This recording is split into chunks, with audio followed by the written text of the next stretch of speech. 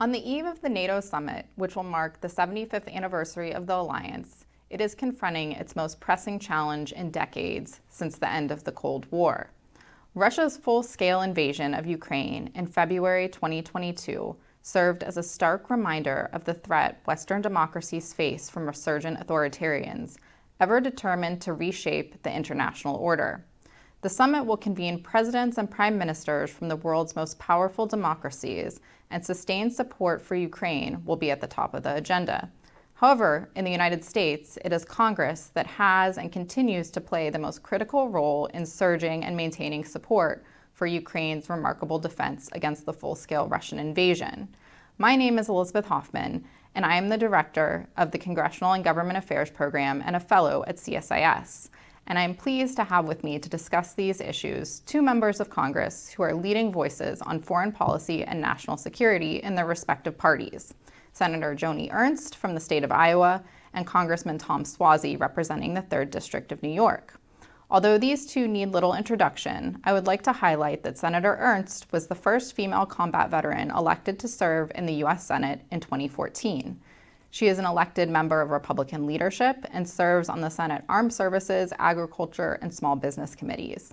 Congressman Tom Suozzi was first elected to the House of Representatives in 2017 and left in 2022 to run for state office. He was re-elected to the seat he vacated earlier this year and serves on the House Budget and Homeland Security Committees. For those who may have lost faith in U.S. politics, you need only spend time in the company of either of these two members to be reminded that true public servants do exist on Capitol Hill. This conversation will be particularly insightful because in April, Senator Ernst and Congressman Suozzi joined CSIS on the first multi-day bipartisan bicameral delegation to Ukraine. During the course of this time, members had the opportunity to visit Odessa in the south, Kyiv, the center of government, and Chernihiv, just 30 miles from the Ukrainian border with Belarus and 60 miles from the border with Russia. This was not a trip for the faint of heart. Every minute was packed full of meetings and experiences, sometimes interrupted by the wail of sirens warning of incoming Russian missiles. Senator Ernst and Congressman Suozzi, I would like to start off the conversation by asking you to share any reflections or particular things that stood out to you during your time on the ground in Ukraine. Senator Ernst. No, thank you, Elizabeth, and thanks to CSIS. I have to say this was an incredibly important trip that both Republicans and Democrats were able to engage on, and it brought to light so many different angles that we had not anticipated. As you said, Elizabeth, the wail of the sirens and being able to visit with people on the streets in the number of communities that we visited and how they recounted their personal stories and the atrocities that they had witnessed. This was my 3rd time traveling to Ukraine. I had traveled one other time as a senator, but my first time was years ago, 1989, on a different exchange when I was 19 years old. And CSIS allowed me to reconnect with what I call my Ukrainian sister, Svetlana. It allowed me to reconnect with her face to face after nearly 30 years. And it was important to visit with her daughter. They live very close to the front lines in Ukraine, and hear their stories. And it was a very emotional reunion for me.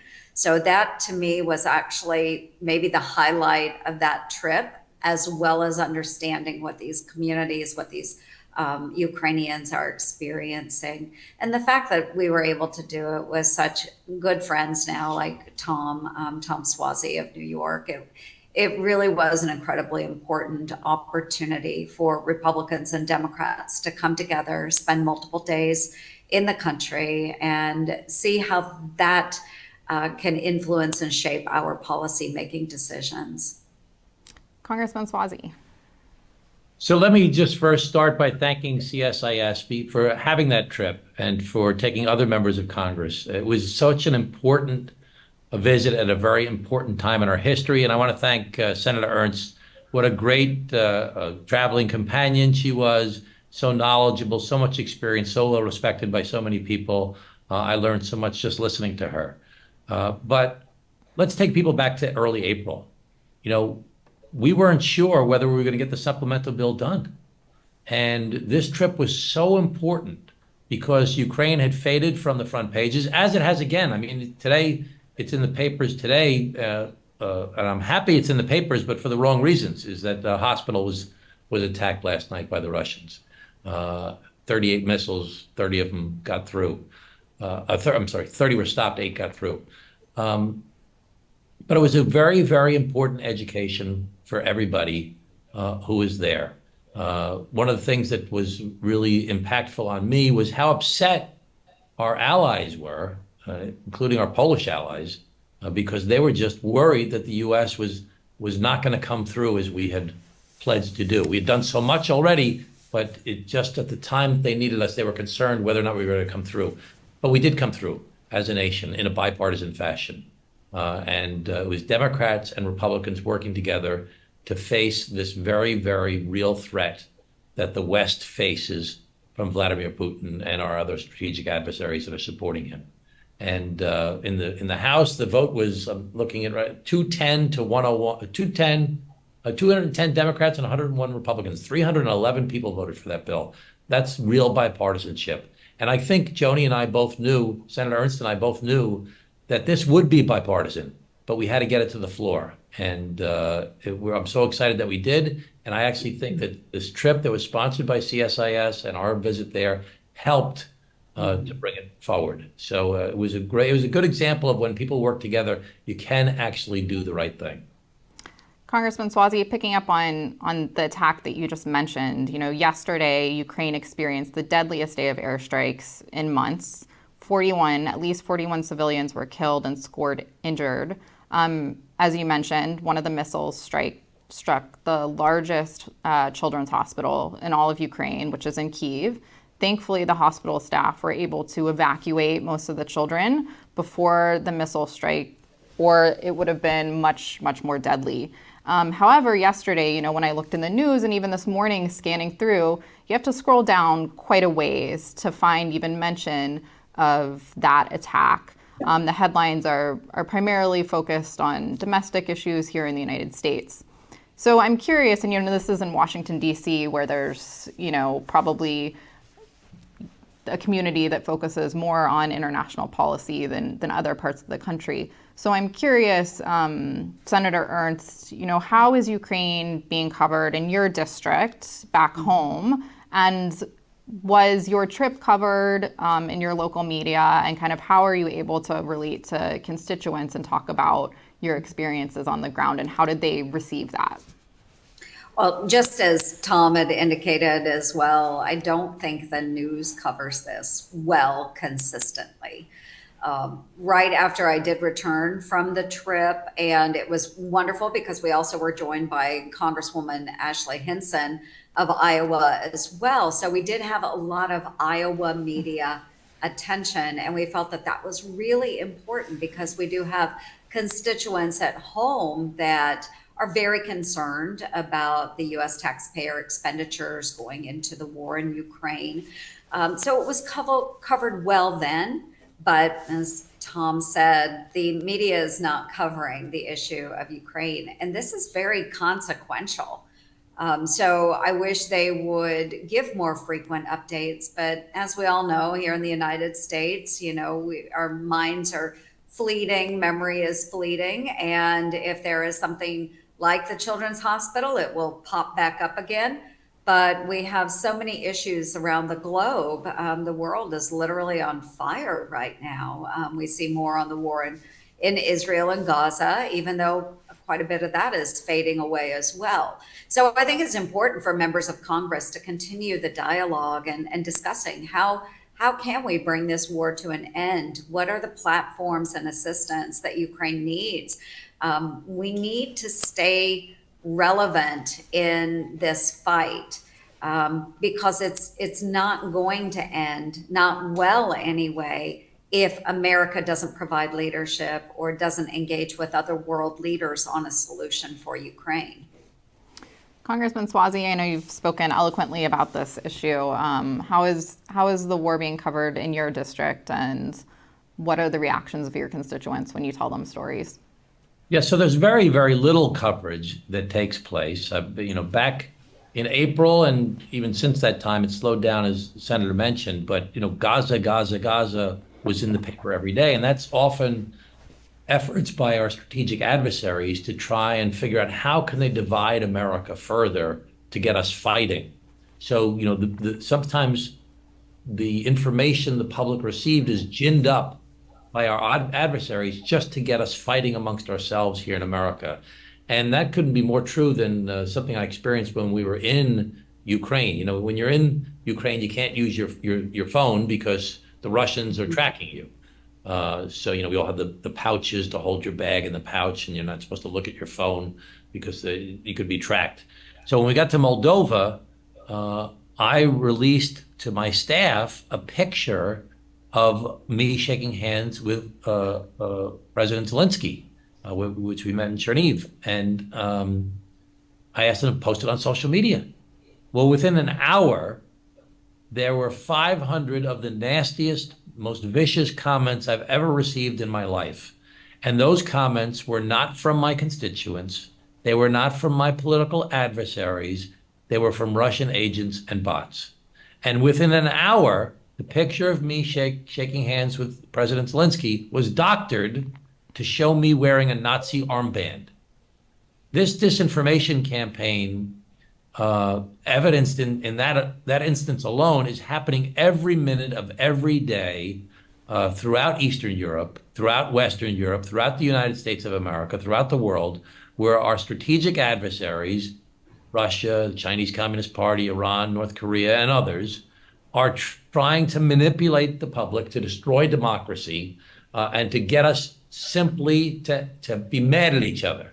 And if you watch what's going on in our politics, it's working. So we've got to figure out how can we get the good people of the United States Congress and the good people of America they can disagree with each other. Senator Ernst and I disagree with each other on a lot of things, but we have so much more common ground together on so many different issues, including this issue, that we need to get beyond the rhetoric and the hate-fueled speech that we see too much in our discourse these days, and remember, what do we need to do together to make our country and our world, especially a place like Ukraine that's under threat like this from a real adversary, Vladimir Putin, what can we do together to try and make things safer and better for the people of our country and our world? Thank you. So you both have spoken about the importance of controlling the narrative, and that really takes, I think, leadership, political leadership from Congress and also from the administration. And to that point, in April when the supplemental was passed, one of the provisions required the administration to provide to Congress a strategy for victory within 60 days. That 60 days has now elapsed, and much of this is classified. The actual strategy is classified. But I would be curious from your point of view if you think that the administration has really articulated a strategy for victory, or do you see Congress with a clear vision for how Ukraine can win? And, part of that also goes into the ability, which has gotten quite a bit of attention and requests from Ukrainian authorities, the ability to use U.S. weapons to strike Russian targets. Restrictions have been eased slightly in the past several weeks, but they still remain.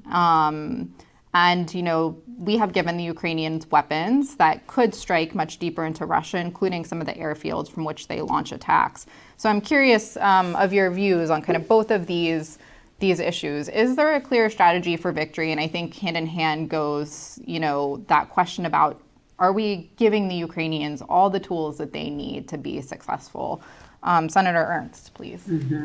I actually feel the administration has not clearly articulated what the strategy is to win in Ukraine, and we have felt those pressures now for a couple of years. I had said very early on that we need to be very aggressive. Our soldiers, our service members are not engaged in Ukraine. And so I feel that it is extremely important to provide Ukraine the platforms that they need so that they can push the Russians out of Ukraine. We shouldn't be dribbling in platforms, munitions. We need to give them what they need. And knowing what we do now, we need to provide more upfront and anticipate the demands that they will need. The limitations on strikes in Russia, and I know the administration will always say, they've said this many times over, we're afraid of escalation. They have said that many times only to fold under pressure from Congress, both Democrats and Republicans, to provide this platform or these munitions with no additional escalation. So I do believe that we should provide them with what they need to strike inside of Russia. We know you can't win. You can never win just staying in a defensive position. And that's essentially what this administration has done with the Ukrainians, is tied their hands so they are perpetually in a defensive position. They need to be able to go on offense, kick the Russians the heck out of Ukraine, and let's settle the war. We can't do that if we're not allowing the Ukrainians to be as aggressive as they need to be to win this war and put it to bed.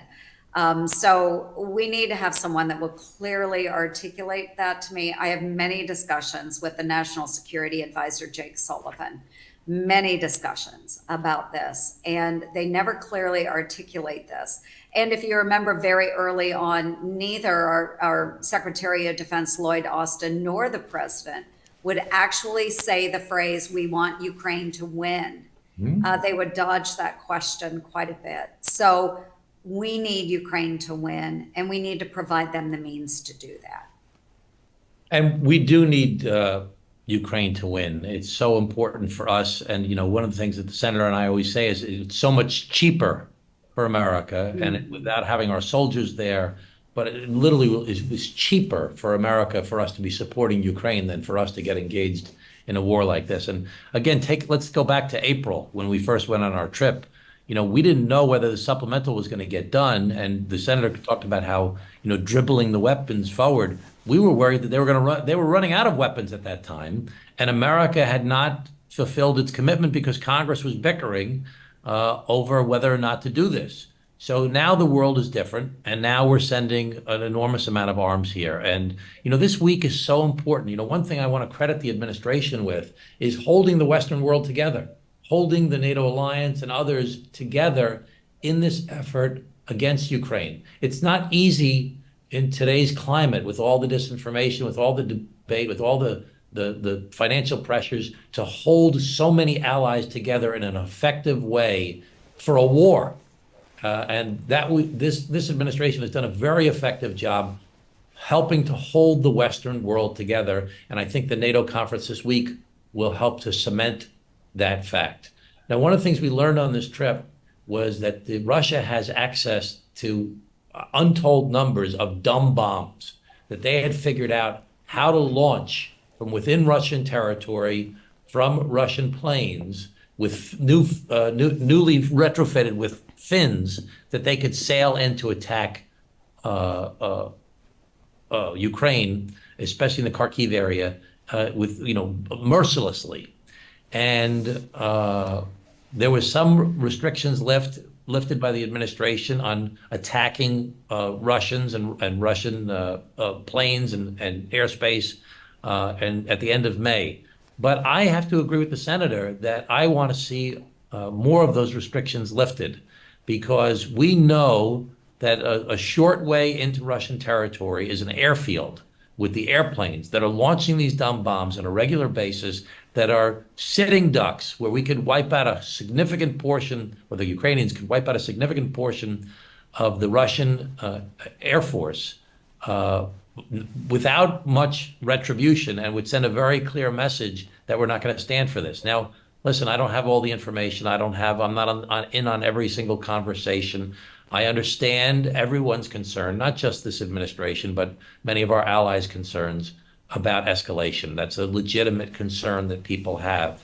But at the same time, Putin's not going to stop. He's not going to back down. And sometimes you have to punch a bully in the nose. And the reality is that this merciless attack on the Ukrainian people, we saw so much about the civilians in Gaza. Think of the civilians in that hospital, the civilians in Ukraine. We don't talk about it enough. Over 100,000, it's more than that. Over 100,000 Ukrainians have been killed. Tens of thousands, at least 40,000, I'm sure it's double that number. Children have been kidnapped from Ukraine and taken into Russian space. 10 million Ukrainians have been forced from their homes. And I'm sure it's a much higher number than that now. These are old numbers that I have. And we see this aggressive attack taking place in so many different regions as the Russians try and take over more Ukrainian land. So I don't think that we can tie the hands, as the senator put it, of the Ukrainian officials and an army to really go after the Russians, because what they're doing is merciless. It's wrong, and we have to send a very clear message. I understand the concerns about escalation, and because we have so many conflicts going on right now, we're balancing a lot of different things, and we want to hold this alliance together. But we've got to send a message to Putin that this is not going to be tolerated. Yeah, the pictures yesterday of the children's hospital were heartbreaking as rescuers were, clearing rubble to pull kids, and the kids that were receiving cancer treatment kind of lined up on the sidewalk as they were waiting for other hospitals to be able to transfer those patients to. And I couldn't help but wonder, if those strikes were timed as a signal from Putin with the commencement of the NATO summit. I think obviously it was a huge miscalculation, if so, because it's very hard to argue with just the atrocity that played out yesterday, that Ukraine should negotiate after seeing the tactics of the Russians.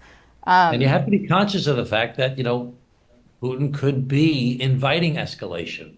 That's one of the things we have to balance. I mean, the greatest strength we have right now is that we've held together this Western alliance. I mean, when America was busy with our own politics here in America, and we weren't voting for the supplemental, NATO did step up. The Europeans did step up. There's been a lot of debate about whether Europe was doing its fair share. They've been doing their fair share.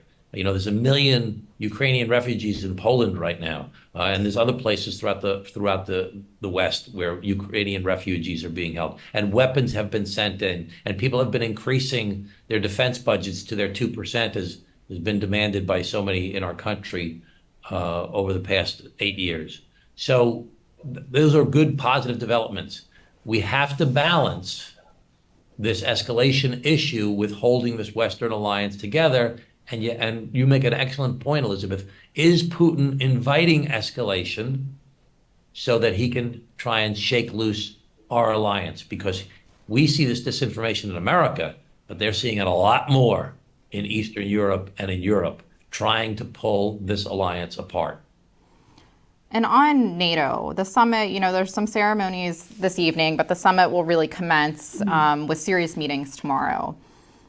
Member states have been clear that Ukraine cannot receive a formal invitation to join NATO until the war is over, which is reasonable and outlined in the NATO charter that a state at conflict cannot join. However, there's a lot that I think can be offered to Ukraine short of an official invitation to join the alliance that can signal a significant commitment by allies to the future security of Ukraine. What do you all hope to see come out of the alliance? What do you think would be the right message, the right signal, particularly from the U.S., but also from our European allies? Congressman Suozzi, as you mentioned, many have increased. Some are not still meeting that 2%.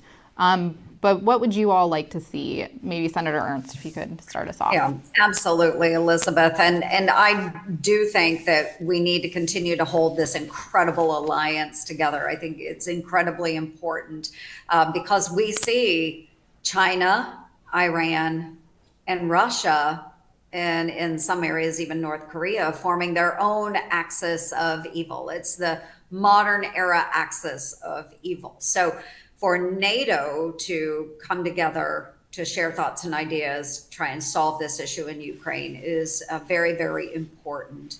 We do need to continue to push those member nations to meet their 2% GDP obligations. Tom's right, we've been pushing for years and years for them to do that. An interesting point too, while we were in Poland, we heard from the defense chief there, and I believe it was the general that said that Putin's war is not necessarily just against Ukraine. Putin's war is against the West. So for us to come together, find a way that the alliance can work.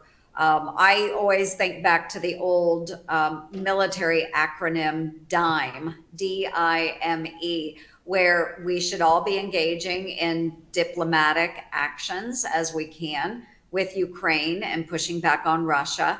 Informational. Tom talked about the bots that were, out there creating these messages on Facebook or Instagram, whatever. So we should use information in our space to push back against the Russians and help enable the Ukrainians. That's something that we can easily do. M is for military. We were engaging our military prior to the war in Ukraine to teach Ukrainians. We had SOF operators there. We still do use Special Operations Forces, our SOF operators. We use them to train Ukrainians now outside of Ukraine. So we should continue to do that and provide them with the military platforms that they need and the munitions. And then E, economics. We absolutely should be working with Ukrainians, with the alliance, to find ways that we can be supportive in business or industry to push back against the Russians. All of these things are incredibly important. We should be engaging, and I do hope that we hear more of that coming out of NATO. But I would say America needs to lead, but it doesn't mean that America needs to do it all on our own. So let's leverage the alliance to bring an end to this war and really lift up Ukraine. Congressman Suozzi, what are you hoping to see this week? I think that most lay people look at this and they say, hey, why aren't we letting Ukraine join NATO? They share our values. They share, we want to be in league. We want to try to expand our alliance. But Putin and his allies and people that have been bamboozled by his disinformation here in the United States of America, including some presidential candidates and some members of Congress and some senators and many others, conspiracy theorists, are like, well, the reason that Putin has done this is because he's afraid that Ukraine is going to attack Russia and invade Russia. And that's why they're moving Ukraine and others into closer and closer to Russian borders. And Russia's history, having been attacked for many, many centuries, has this paranoia, and therefore that's why they've got to go stop this invasion, which we all know is complete BS and complete disinformation. But that's why we have said that, no, we're not looking for Ukraine to join NATO, because we want to take that argument away from Putin, away from the conspiracy theorists, away from the people in the United States of America who've been bamboozled by that message so that they can't use it. But we must do everything we can to show a very, very strong allegiance to this effort from not just the United States by itself, but by this vast alliance. Not just, and it's beyond NATO. There are so many other partners beyond NATO that are helping us with this. Anybody who understands, one of the things that I won't forget from our trip is we were meeting with the commander of the Polish military, and he had a topographical map on the wall. You know, the topographical map shows the bumps where the mountains are and the flat areas are the plains and the water. And so it was just so obvious looking at the topography of that region that if Russia were to go through Ukraine, it's clearly going right into Poland right afterwards. I mean, the topography demands it. I sensed, and I'm sure the senator will agree with me, some anger from some of the Polish people we met with at the highest levels because they felt that the United States was backing down on its commitment that it had made. They were fighting this war with the Ukrainians. They were taking in all the refugees. They were committing themselves. I think Poland is well above its 2% commitment. I think it's at 4.5% of its GDP of its budget is used for defense. So they were like, "Where are you guys? We need you. You know, you said you were going to help us. What are you doing?" And so there's a lot of self-interest in a lot of countries to stop Putin before he advances any further, especially when you look at the history of World War II and what Hitler did. It's the same playbook, quite frankly. And I believe, and I'm sure the senator agrees with me, that it's in the United States' self-interest to support Ukraine to defeat the bad guys. Congressman Suozzi, you mentioned, the potential for Russia to continue on into Poland if they were to be successful in Ukraine. But we also visited on this trip Moldova, a small nation that is much less military. We've got to get back to Moldova. That's our bumper sticker. Get back to Moldova. Much less militarily equipped and prepared than Poland. Until recently, neutrality was actually enshrined in their constitution. We didn't get an opportunity to spend probably as much time in Moldova as was warranted, but you all did get an opportunity to meet with the president there, who is, really trying to orient the country to the West, take steps to join the EU, potentially maybe at some point NATO, hurdles remain. But there is an election in Moldova this year. Her opponent is quite clearly backed by the Russians. He spends a lot of time in Russia. There's been clear linkages to Russian oligarchs and even the state for his campaign finance. And so this is really, Transnistria also, which is, occupied by Russian forces. This is really a consequential year for Moldova with these elections in October, which unfortunately are very close to ours. And so, U.S. policymakers could very easily be distracted when it comes time for Moldovan elections. And I was just wondering if you all could reflect a little bit on kind of the importance of Moldova. Some of the U.S. assistance that you mentioned in the supplemental packages has gone to support that country and its growth. And just hoping to get your thoughts on Moldova. I'm happy. Yeah, I'll hop right in there. Thank you, Tom. So it was really important that we go to Moldova. And because of the Russian influence through Transnistria, it will be very difficult for them to continue leaning towards the West. As I said, it was, the war in Ukraine is really a war against the West. So it is extremely complicated in that country. And I think that by traveling there, by meeting with those in authority in Moldova, I think we are signaling to Moldova that we stand with them as well.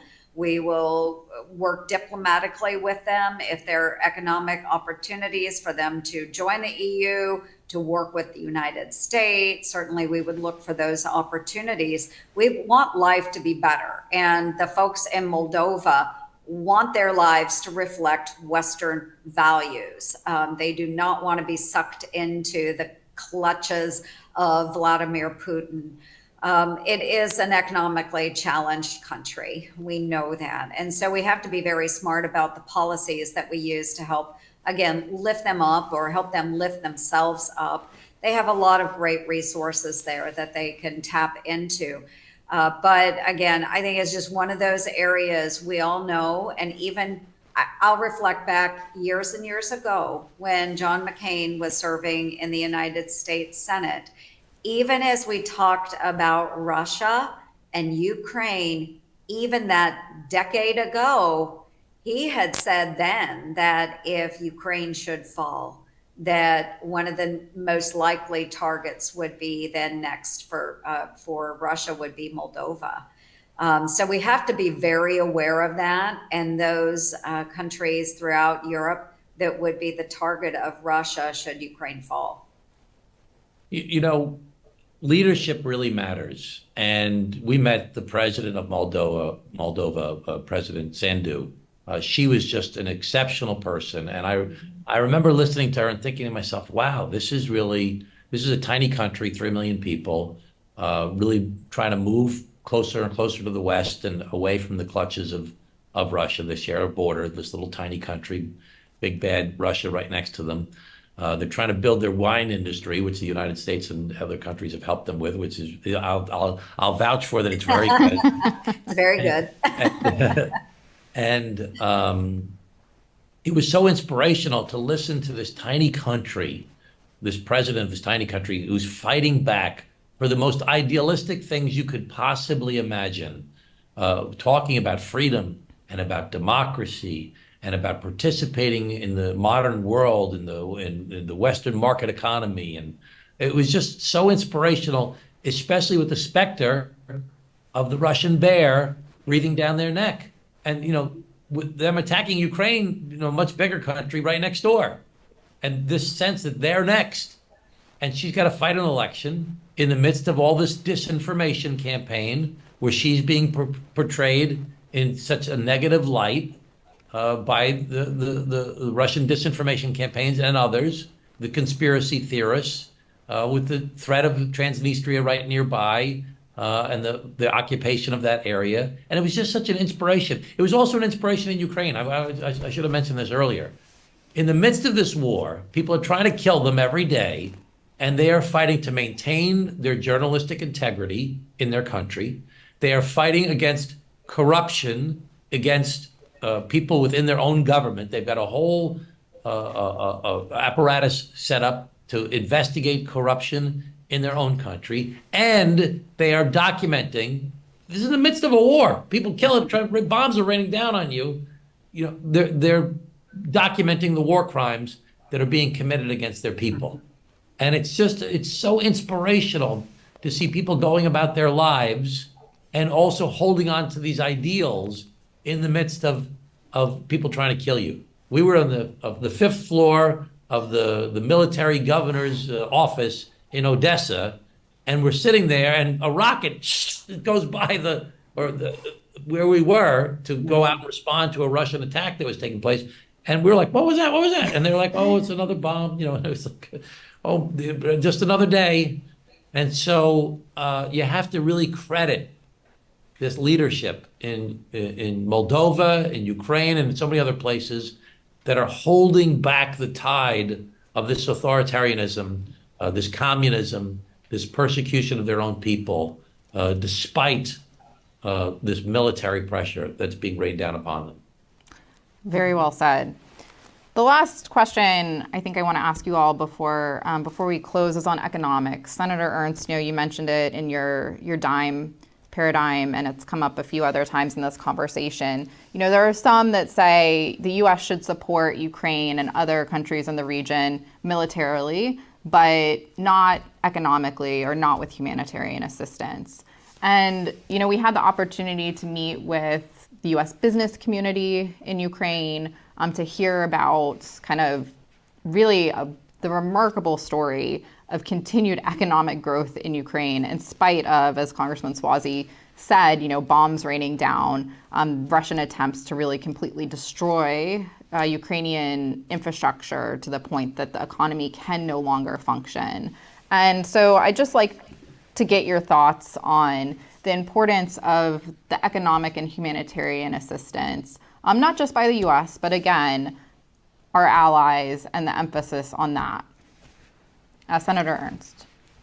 Yes, I have long said that we need to focus on weapons. And so that is typically what I talk to Iowans about, because we can track those platforms. We can track how the munitions are used. What I would love to see is additional oversight of humanitarian assistance. And Elizabeth, you are absolutely correct in that, while we can contribute, we really need our European partners to step up in this area.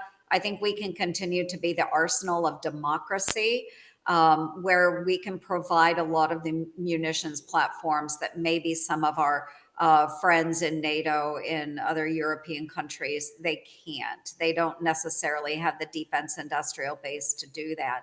So we should be working with those countries on ways that we can support Ukraine and their recovery operations, assist their hospitals, provide the aid that's needed by those populations. We should be in that all together. I tend to say more weapons. Let's get this war over quickly, and then we can start the recovery process. I think it's incredibly important that we do that. And I will note too, I mentioned Svetlana earlier in the conversation. She is a school teacher now. We both are grown, have families of our own. She's very close to the front. And they do provide assistance to the Ukrainian army out of their schoolhouse kitchen. They pack meals for the Ukrainian army every week, and it's delivered to the front lines. So it's good when we can all come together and provide the necessary goods, whether it's food, whether it's, as I said, medical supplies, whatever it might happen to be. It's all good if we can work together towards that end. But, we do have to make sure that we have the proper oversight for our taxpayer dollars. But let's just bring this war to an end quickly and then find a way that we can help Ukraine recover. The senator and I have talked so much about, holding together the Western Alliance. We have to really credit the Ukrainian people who have stayed strong throughout this effort. It's not easy to see Vladimir Putin and the Russians saying, we're going to take over Kyiv in 2 weeks. And then this goes on for years. And the people still have to keep on moving forward. And for that to continue, you need to have a strong economy. You need to have farmers that can actually do their farming. You need to have manufacturers that can do their manufacturing. You need to be prepared for the day after the war, that the economy is going to continue going. So the United States has put in billions of dollars over the past couple of years towards helping to do those things beyond the military aid. And the senator's right is we have to monitor very carefully. But I believe that the Ukrainians are doing that themselves. We saw evidence of that when we were there, that this money is not being misspent. And we hope that coming out of this NATO conference, that we'll see more effort by our NATO partners to help with the humanitarian aid as well. So it's just an essential part of this whole process. And of course, on allies, the G7 took the important step of agreeing to use the interest from frozen Russian assets to go to Ukraine to procure and buy weapons. Now, there's certainly much more that can be done on that front. But I think it was an important first step in helping Ukraine's economic recovery. I would like to thank both of you for your leadership on this issue and so many other issues on Capitol Hill of national security, foreign policy, and beyond. As I said, it's very inspiring to have two great leaders in Congress like you all. So thank you for taking the time with us this morning. I know you all are very busy, so thanks and appreciate your time. All right. Thank you so much. Great job. Senator, thank you so much. Thank you so much, Congressman. And thanks to CSIS. Elizabeth, thanks so much. What an incredible trip. So, back to Moldova. Back to Moldova, Tom. The first of many, hopefully, indeed. Yes. Bye. Thank you. Thank you.